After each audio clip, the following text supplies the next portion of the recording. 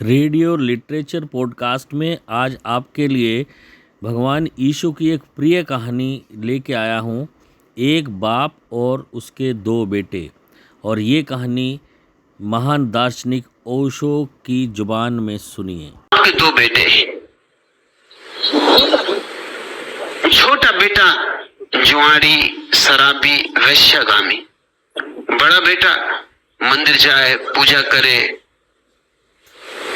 पाठ करे, दुकान में मन लगाए, खेतीबाड़ी में डूबे। आखिर बड़े भाई ने कहा कि छोटे भाई के साथ रहना मेरा नहीं चल सकता, मैं कमाऊं और ये कमाए, हमें अलग कर दें। तो बाप ने दोनों को आधी आधी संपत्ति बांट दी और अलग कर दिया। छोटा बेटा तो आधी संपत्ति लेके तत्काल शहर चला गया। छोटे गांव में क्या करेगा, वहां ज्यादा भूल करने की सुविधाएं भी नहीं थी। बड़ा बेटा गांव में ही रुका। अब उसने दिल खोल के धंधा किया, पूरे प्राणों से खेतीबाड़ी की, खूब कमाया। और छोटे बेटे ने शहर में खूब कमाया। 2-4 साल में ही छोटा बेटा भिखमंगा हो गया।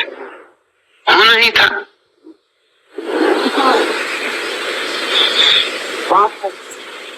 बाप को खबर लगी कि छोटा लड़का भीख मांग रहा है, सब बर्बाद हो गया। उसने खबर भेजी कि तू वापस लौटा। इतने नौकर हैं घर में, तू अगर एक बिना कुछ किए भी पड़ा रहेगा तो भी चलेगा, तू वापस लौटा। बाप का संदेश मिला तो बेटा वापस लौटा। और जब बेटा वापस लौटा तो जीसस ये कहानी बार बार कहते हैं कि बाप ने घर में दिए जलवाए, दीपावली मनवाई, बंधनवार सजवाए, फूल लटकवाए।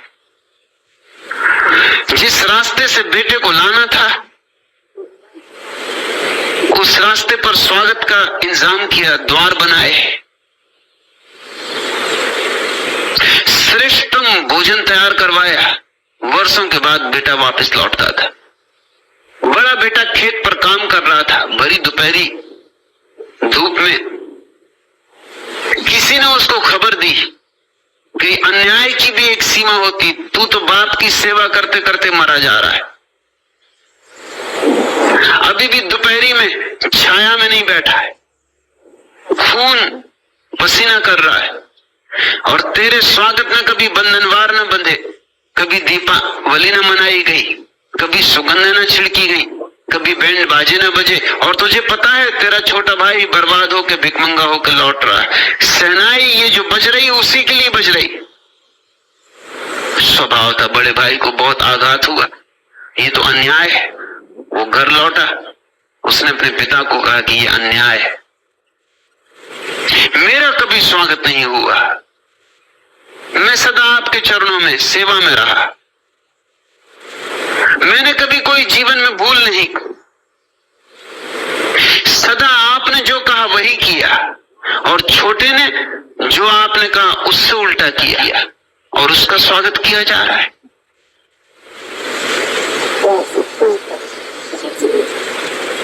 बाप ने कहा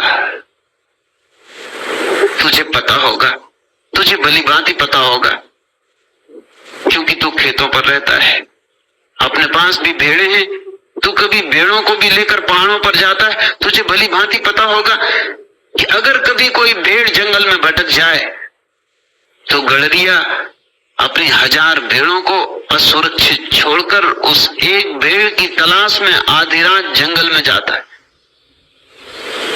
और जब भटकी भेड़ उसे मिल जाती है तो उस भटकी भेड़ को कंधे पर लेकर लौटता है। और जो भेड़ें कभी नहीं भटकी उनको कभी कंधे पे लेके नहीं लौटता, लौटने का सवाल ही नहीं उठता। तू मेरे पास है, तेरे स्वागत का कोई सवाल नहीं। लेकिन जो दूर चला गया था और बहुत भटक गया था और वापस लौट रहा है, उसका स्वागत जरूरी है। जीसस कहते थे ये कहानी सिर्फ किसी पिता और उसके बेटों की कहानी नहीं, ये कहानी अस्तित्व की कहानी, ये परमात्मा की कहानी। यहां जो दूर जितने भटक जाता है, परमात्मा उसके स्वागत के लिए उतना ही तैयार है, क्योंकि दूर भटका हुआ आदमी कुछ कमा लेता है, कुछ जो बड़ा अदृश्य है। तुमने भी ख्याल किया होगा, जिन लोगों ने जीवन में कभी भूल चूक नहीं की, उनको अगर तुम देखोगे तुम उन्हें गोबर गणेश पाओगे। बिठा दो एक कोने में सजा के तो अच्छे लगते, और किसी काम का न पाओगे। भीतर बिल्कुल पोच, गेहूं है ही नहीं। और जिन लोगों ने जीवन में बहुत भूलें की, बहुत भटके, बहुत ठोकरें खाई, दर दर दरवाजे दरवाजे, उनमें तुम एक तरह का बल पाओगे, एक तरह की गरिमा पाओगे, एक तरह का गौरव पाओगे। उनमें तुम पाओगे कुछ जिसको आत्मा कहा जा सकता है। इसलिए मैं नहीं कहता हरिदास कि भूले ना करो, मैं तो कहता हूं भूले करो, होश पूर्वक करो। मेरी शिक्षा बिल्कुल भिन्न है। भूले करो, जरूर करो, होश पूर्वक करो। हर भूल से सीखो और हर भूल को निचोड़ लो और उसको अपना अनुभव बना लो। तमाम उम्र गुजारी है अंधेरों के तले, आपके दर पे ही जाना कि सवेरा क्या है। तब आएगा वह दरवाजा सुबह का, जब जिंदगी भर न मालूम कितनी अमावसों के नीचे गुजारोगे। मौज तूफान की साहिल से मुलाकात न थी, आपसे मिलके ही जाना कि किनारा क्या है। तभी मिलेगा किनारा, तभी होगा मिलन सत्य से, जब तुम बहुत बहुत तूफानों में अपनी नैया को छोड़ोगे और बहुत बहुत तूफानों को पार करके आओगे, बहुत बहुत खतरे डूबने के उठाओगे, तो ही किनारा है। जो किनारे पे ही रहे और तूफान न जाने, उनके लिए क्या खाक किनारा है। जो तूफानों को पार करके आए, उनके लिए ही किनारा किनारा है। जिन्होंने मझधारों को किनारा बना लिया, उनके लिए ही किनारा किनारा है। जीवन सस्ता नहीं है और जीवन के प्रत्येक अनुभव के लिए चुकाना पड़ता है, कुछ चुकाना पड़ता है, कोई कीमत चुकानी पड़ती है। भूले और उन भूलों के कारण हुए दुख और पश्चाताप और पीड़ाएं मूल्य है जो आत्मवान व्यक्ति को चुकाना ही होगा। चुकाओ और तुम जितना चुका सकोगे उतना ही पाओगे, न ज्यादा न कम।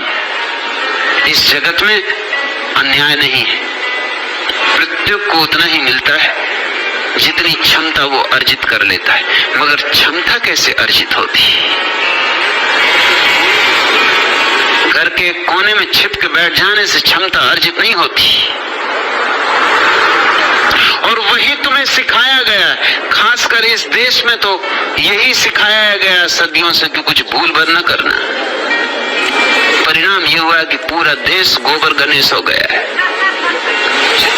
एक कोने से लेकर दूसरे कोने तक मुर्दों की कतारें हैं, जिनमें जीवन नाम मात्र को भी नहीं तो ये कहीं हो सकता था कि हजारों साल तक ये देश गुलाम रहे।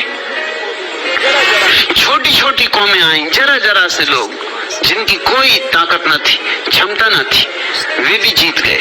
हूण आए, बर्बर आए, तातार आए, मुगल आए, अंग्रेज आए, पुर्तगीज आए, फ्रेंच आए, जो भी आया, इस विराट देश को क्षण भर में मुट्ठी में कर लिया। क्या कारण रहा होगा?